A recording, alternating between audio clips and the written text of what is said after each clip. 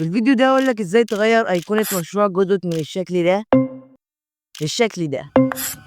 ويلا نبدأ. اول حاجة هتروح زي برنامج رسم انت عايزه. انا هستخدم تطبيق لايبر سبرايت، فلو عايزه هسيبهولك في وصف الفيديو. خش عليه، تضغط على نيو فايل وتخلي السايز بتاعه 128 في 128. تضغط اوك، تبدأ ترسم.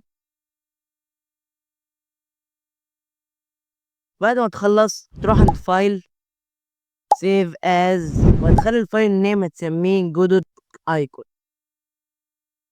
وعند الفايل تايب خليه PNG فايلز. تضغط اوك، بعدين تروح عند الملفات زي ما انت شايف الصورة بتاعتنا اهي. تروح على جوجل كروم وهتخش على الرابط اللي انا سايبهولك في الوصف. تروح عند الملفات وهتشد الصورة بتاعتنا وتحطها في الموقع. استنى لغاية ما يخلص.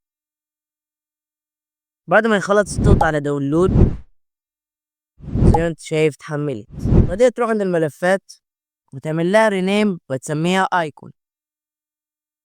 تروح عند جودت، تروح عند مشروع، تضغط على العلامة دي، هتقوم مسح ملف بتاع ايكون ده. تقوم رايح للملفات وتجيب الايكون بتاعنا وتحطه مكان اللي اتمسح. ودي هتقفل وده تخش على جودت زي ما انت شايف اشتغلت. وبكده نكون خلصنا. لو استفدت ما تنساش اللايك والاشتراك، وبس سلام.